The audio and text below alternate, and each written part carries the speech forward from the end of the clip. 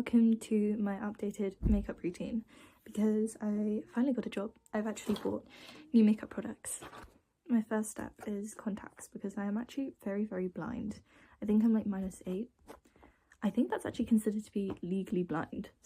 And just like that, I can see again. I've been wearing glasses since I was around like literally 6. I get like bug eyes when I wear them. So the first few times I was wearing contacts, I genuinely did not recognise my face, and I've only recently gotten to recognise what I look like without my glasses. It's really odd, like finally having somewhat of an understanding of what I look like, because before I felt like my face was changing like literally every single second. I never had like a grasp of what I actually look like, and now I kind of do, which is both a positive and a negative thing, but I'll get into that later.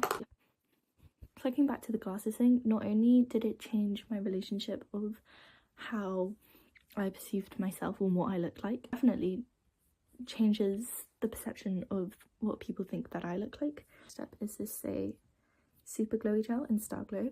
My life hack is to get makeup off of Vinted. I don't actually know if that's a good life hack or not, but I got this. It was brand new and I got it for £10 as opposed to I think 24. Oh, hello. I take around that much and I just slap it on my face. But yeah, I'm 18, turning 19 in a couple of months, which is kind of terrifying and I don't want to think about it. But it's really interesting seeing my relationship with my face and with, like, I suppose beauty change as I grow older. This definitely could have been like a diary entry, and it definitely has been. There's so many like pages in my diary where I'm just like crashing out. But I felt like that was just a very one-sided conversation with myself and nothing new was being brought in. I suppose I wanted to put it on a YouTube video and see if anyone else had any other thoughts. I grew up quite ugly. I'm not even saying this to be like, oh, I'm so ugly and trying to validate myself. And it's odd too, because when I say that to people, I'm like, oh yeah, I was a really fugly looking child. They're automatically like, no, don't say that. Like, you were gorgeous and beautiful. But like, on the other hand, like, so what if I was ugly? Like, I think a lot of people connect ugliness with like a moral failing. Like, you know, my friends do that too, and sometimes I've fallen guilty. If their ex-boyfriends are absolute clowns, they're like, oh, well, who cares? He's really ugly anyway. Like, well, how could he even act like that? He's so ugly. I understand, like, it's a joke and it can be funny, but also at the same time, like, there is truth that like ugliness is a moral failing and people have to make up for it by just simply trying to be somewhat a decent person, as if that we should not be striving to do that in our day-to-day anyway, no matter how we look. I'm going in with the concealer corrector, which I got today actually, and you know what, I really like it, so yay. What was I saying? Sorry, I lose track of my thoughts very easily, and you'll probably see that throughout this entire video.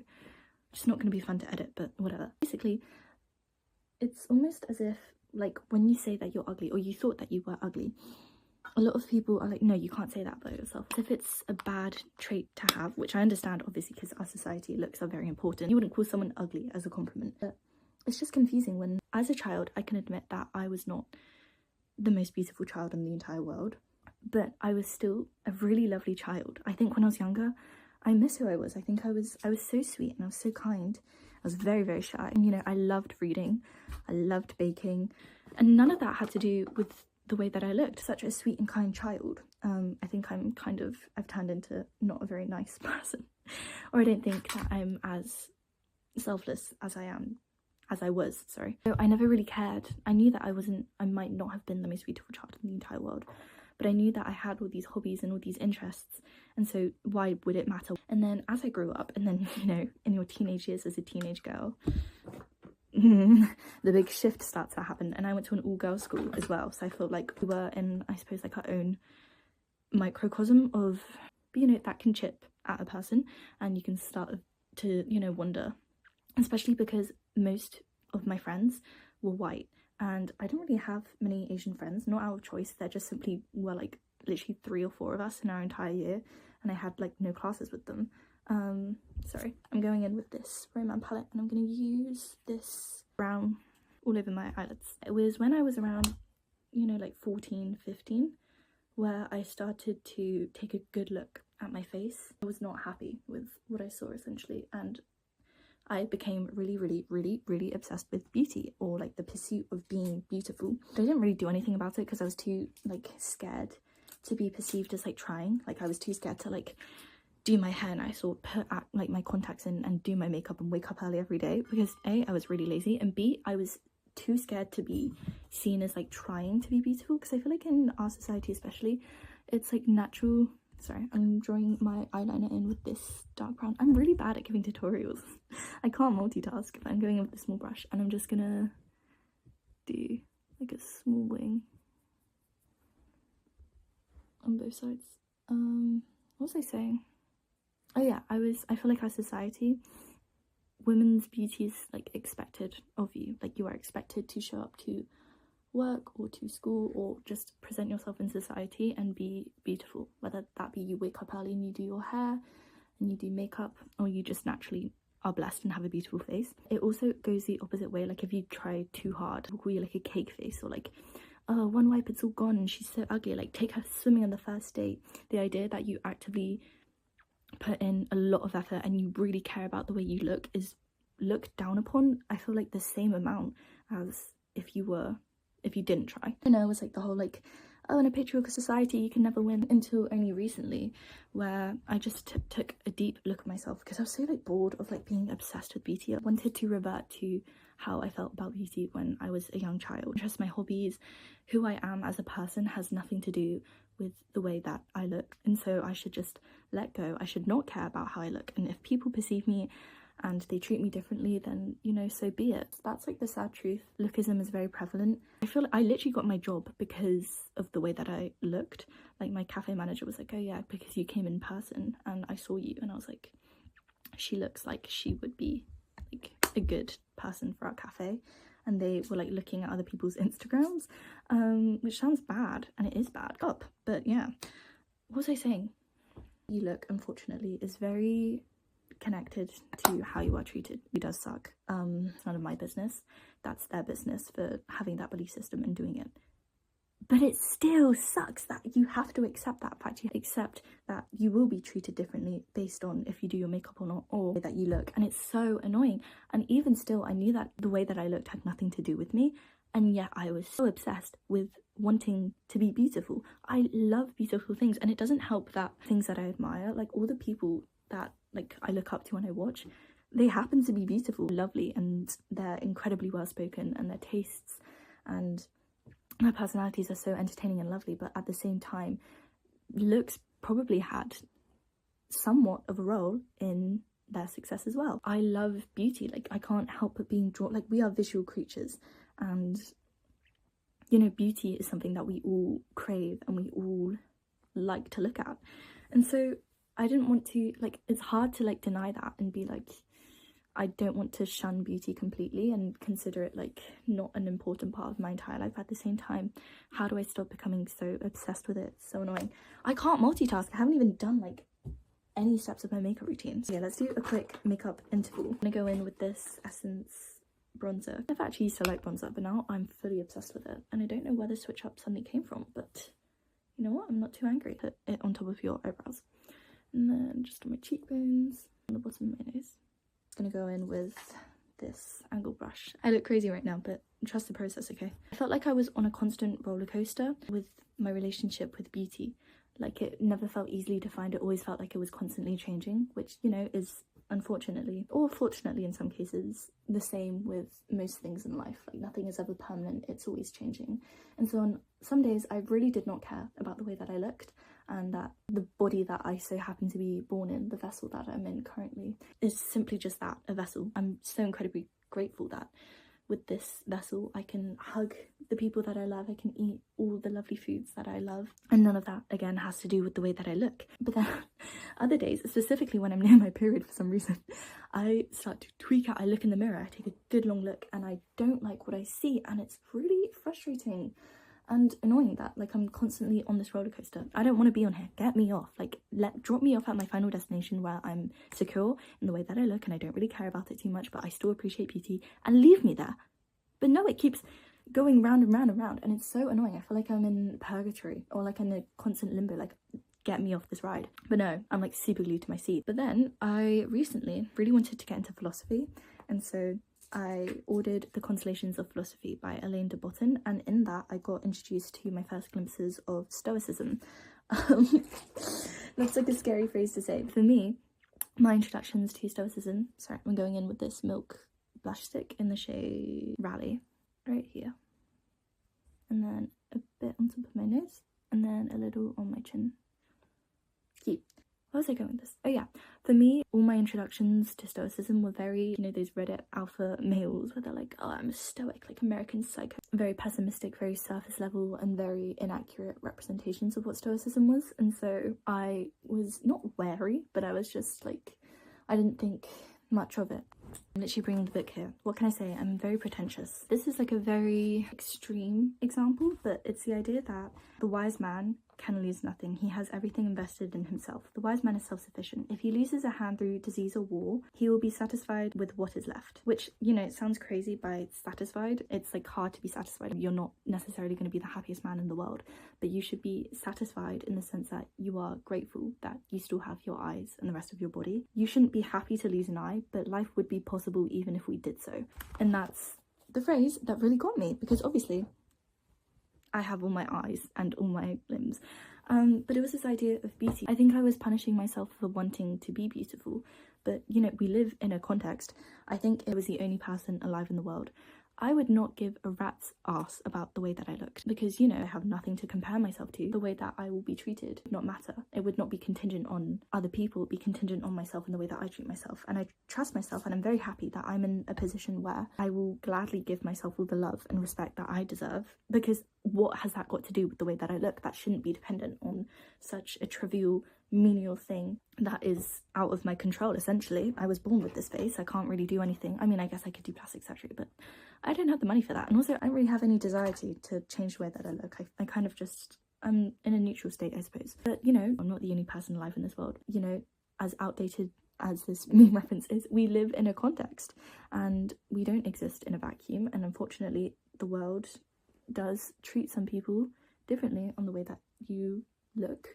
Not in terribly drastic ways, but in subtle ways, and that can definitely build up and chip away at a person. Things like getting greater opportunities, feeling like you have a greater success of romantic love and human connection, because, you know, people might want to pursue attractive people more. And you can't fault yourself for wanting to be seen as attractive and beautiful for human connection, because human connection is one of the most beautiful things that I think you can have in this world. Where am I going with this? Oh yeah, so essentially that line made me realise that it's okay to desire to want to be beautiful. It's okay to, you know, have these feelings, but also I need to make peace with the fact that, like, so what if I'm not? Not to say that I'm not, like, or that I am, but this is like taking my face out of the photo. This is what I'm saying. Who cares if I'm beautiful, or who cares if I am not? If I don't have it, I can want it, but I can be happy to live without it. And I think, you know, it's really easy to fall into a trap where you feel like your beauty is, or like beauty is the most important thing in the entire world, and that your whole life revolves around it. Because I really threw myself in a situation. I was really depressed. I was like, people are going to treat me differently on the way that I look. Then I realized there are so many things in the entire world that revolve outside of beauty, like the coffee I drink, the people I talk to, the hobbies and interests and the movies I watch, and the sunsets I see, and all this stuff has nothing to do with the way that I look. And, you know, I think that my entire world for a brief period of time revolved around beauty and the pursuit of beauty. And so I naturally assumed, as, you know, young people, like naive people typically do, that everyone's world also revolved around beauty, but that's definitely not the case at all. Basically, it's not that deep. I mean, it is deep, but it's also not that deep. You know, you can allow yourself to want to be beautiful and to feel moments of insecurity, because that's just life, unfortunately, but also fortunately, and you're just gonna have to live with that, whether that's a good thing or not. That's just my conclusion. It's a very badly drawn conclusion. My conclusion is literally just, that's life. And whilst I used to say that with like a lot of like confusion and a lot of unsatisfaction, because I just couldn't think of a satisfactory answer, I was just like, oh, that's life. Now it's just like, that's just life. Like, you know, you're constantly changing your mind, you're constantly changing your views, and as annoying as it is, like, it's also kind of comforting to know that nothing is permanent. I think I've just decided to really pull myself into my other things, the things that I loved as a child. I say that still feeling quite young, but you know what I mean. And just building up my qualities of kindness, which sounds so cliche, you know, like focus on inner beauty, not outer beauty. But you know, it's cliche for a reason, because it's good and sweet and wholesome and lovely advice. As tacky as it sounds, tacky things are good for you, and to be cringe is to be free. Even if that saying is cringe itself, who cares? To be cringe is to be free. I'm going in with this Curl Fix mascara. Sorry, I'm so bad at multitasking and like segueing from one topic to the next, but yes. Also, I have just given up with my lashes. They're just gonna look bad. I've just kind of accepted that. And I suppose if we're carrying on the stoic mindset, sorry, I will just have to be satisfied with not having the best lashes. That's just, you know, fortune and life and how it plays out. And also, when have my lashes ever slayed? Literally never. So why would I get angry at them today? You know, I choose peace and life and light. But also at the same time anger, because what the heck? They're turning out even worse today. Also, I feel like this video is very different to my other videos, but that's because I'm incredibly camera shy and I always stumble over my words. And half the time when I'm editing, I'm like, this girl is on drugs, like literally what is she saying? Half the things I say don't make sense, and I use so many filler words, and it's really embarrassing because I want to be well spoken and interesting. And one of my greatest fears in life is to be considered boring or not to have anything interesting to say, or that my ideas are really shallow and stupid. I'm using the Iconic London highlighter. And then I was watching all my old videos and I was like, oh my goodness gracious, this girl is so boring. I literally had to put my videos on like 3 times playback speed. Like, my relationship with beauty, my identity especially, I feel like is always shifting and changing, and I'm very happy about that in terms of my identity. Not so much in beauty because it's kind of annoying, but in terms of my identity, I'm very happy that I feel like it's very fluid. I used to think identity was like an adjective to describe people, but I realize now I feel like identity is more a verb, and it's always something that you are becoming. You're always in a phase essentially, and you are always transforming. It's a very surface level point, but it's true. What was I saying? I feel like my identity is always changing, and the person that I am is always changing. And so when I was watching my old videos, I say old, they're literally only like 2 weeks or like a month, literally from a month ago, I was like, I feel like I'm not that person. I feel like I don't really connect with that person, and that's fine and beautiful and part of life. And you know, I'll probably watch this video from like a week or even 2 days later and be like, I don't know, is that a good thing, is that a bad thing? I don't know. Do things have to be good? Do things have to be bad? Okay, I'm back. I just like to put my powder under my eyes and on my forehead and around my nose too. And then for my favourite part ever, this Iconic London highlighter. This really reminds me of like 2016, because me and my sister are obsessed with watching beauty YouTubers, and they always used this highlighter. I also got this off of Vinted.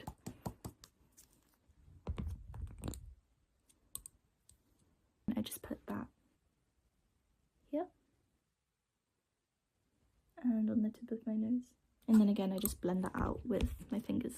But yeah, it's been an odd couple of months, and you know, these realizations have just kind of come with time, and maybe they'll change or maybe they'll stay the same, I don't know. But yeah, I mean, if you have any thoughts or, you know, your own experiences with beauty and all that stuff, I'd love to know. I'm very I suppose lonely and not isolated, but I'm in my gap year, and most of my friends are at uni, and all my other gap year friends are actually smart and got jobs, and so they could afford to travel to lovely places, and half of them are in Australia, and the time difference makes it very difficult to communicate with them. So please let me know. I'd love to know. Please talk to me. I feel like I'm going a bit insane. I feel like I'm kind of in quarantine because my sister's also in uni too, and so I really do feel like an only child because I've just been communicating with my parents, who I love very dearly, but it also would be lovely to speak to just other people with different experiences, and just, yeah. I feel like, oh, I forgot eyeliner. Oh my gosh, this is a terrible makeup. This is not a makeup tutorial. I'm very sorry. I've catfished you for thinking that this is a makeup tutorial. It's just me yapping on and on and on. But I'm taking this brown, taking this brown eyeliner, and what I like to do is I just follow directly where my last lash ends. Can you see that?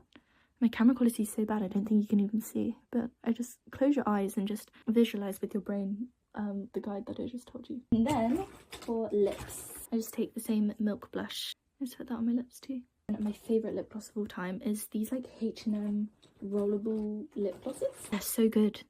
And they smell amazing. The formula of it is actually insane. It's so much thinner than a lip oil. It's not sticky at all, but it's also the glossiest thing, and it lasts a while too. But yeah, that's my makeup routine. Thank you for listening to me ramble. I'm very sorry if you thought this would be helpful. Maybe it will be, I don't know. But yeah, this is my makeup routine. Let me take you to a place with better light actually, so you can actually see it. This was not very a helpful routine. I'm very sorry. Maybe one day I'll actually film a proper one. But yeah. Thank you very much for watching and for listening. That's my update and thoughts for now. Thank you. Bye.